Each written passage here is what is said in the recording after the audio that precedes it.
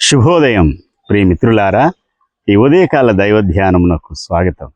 దేవుని పరిశుద్ధ వాక్యంలో నుండి ఒక మాట చదువుకుని కొద్ది నిమిషాలు దేవుని వాక్యాన్ని ధ్యానం చేద్దాం. అపోస్తులుడైన పౌలు కొరింథీయులకు రాసిన మొదటి పత్రిక 9వ అధ్యాయము 26వ వచనాన్ని చదువుతూ ఉన్నాను, చిత్తగించండి. కాబట్టి నేను గురి చూడని వాని వలె పరిగెత్తువాడును కాను. దేవుడి పరిశుద్ధ వాక్యమును మన వినికిడిలో ఆశీర్వదించునుగాక. ఆమేన్.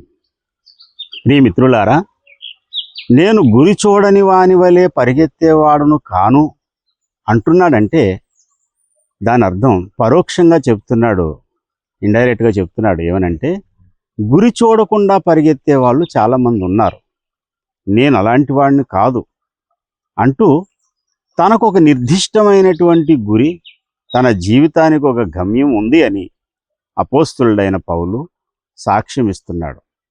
అపోస్తులుడు సాక్ష్యం నాకెందుకండి అంటారా? అపోస్తులుడైన పౌలు అన్నాడు, రక్షణ పొందబో వారందరికీ, నిత్య జీవం కొరకు ఎదురు చూసేవారందరికీ మాదిరిగా ఉండులాగున ప్రధాన పాపినైన నన్ను దేవుడు ఎన్నుకున్నాడు, రక్షించాడు అని సాక్ష్యం ఇస్తున్నాడు పౌలు.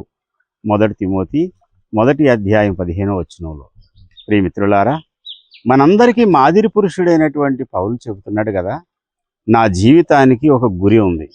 ఈ రోజుల్లో చాలామంది పిల్లలు పోటీ పరీక్షలు రాస్తున్నారు. చదువు ఒక యుద్ధంలాగా యుద్ధ ప్రతిపాదికన పరుగులు పెడుతున్నారు. ఎందుకు పరిగెడుతున్నారు అంటే వారి జీవితానికి ఒక గురి, ఒక గమ్యం ఉంది కనుక. నేను ఐఏఎస్ కావాలి, ఐపీఎస్ కావాలి, డాక్టర్ని కావాలి, ఇంజనీర్ని కావాలి, సమాజాన్ని ప్రభావితం చేసేటువంటి ఒక అడ్వకేట్ని కావాలి. ఇలా ఏదో ఒక గురి పెట్టుకుని పిల్లలు పరిగెడుతున్నారు, పోటీ పడుతున్నారు.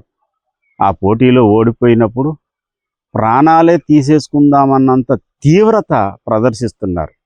అది ఎంతమాత్రం మంచి పద్ధతి కాదు. కానీ ఒక మాట చెబుతున్నాను, రక్షణ పొందిన ప్రతి విశ్వాసికి తప్పకుండా గురి ఉండాలి.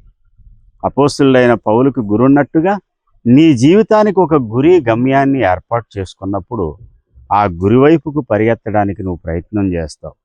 అపోస్తులుడైన పౌలు అంటాడు, నేను క్రీస్తు యేసునకు పిలుపునకు కలిగే బహుమానం పొందాలని గురి యొద్దకు పరిగెడుతున్నాను. అతడు గురి యొద్దకు పరిగెడితే అతనికి బహుమానం దొరుకుతుంది. ఏంటా గురి అంటే, పాపిగా పుట్టిన ఆయన పరిశుద్ధుడైన యేసయ్య రూపంలోనికి మార్చబడాలి. యేసు పోలిక అతనిలోనికి రావాలి. అతని గురిలోని మొదటి మెట్టు. రెండవ మెట్టు ఆ పోలికలోనికి, అనగా క్రీస్తు పోలికలోనికి, సంపూర్ణతలోనికి అనేకులను తీసుకుని రావాలి. దాని కొరకు అహర్నిశల అతడు పరిగెడుతూనే ఉన్నాడు. నా ప్రియమిత్రమా, నీ జీవితానికి ఒక గురి ఉందా? చదువుకునే పిల్లలకైనా గురి ఉంటుంది, కానీ ఈనాడు చాలామంది విశ్వాసులకు గురి గమ్యం లేకుండా బ్రతుకుతున్నారు. ఈ బ్రతుకు సరైంది కాదు.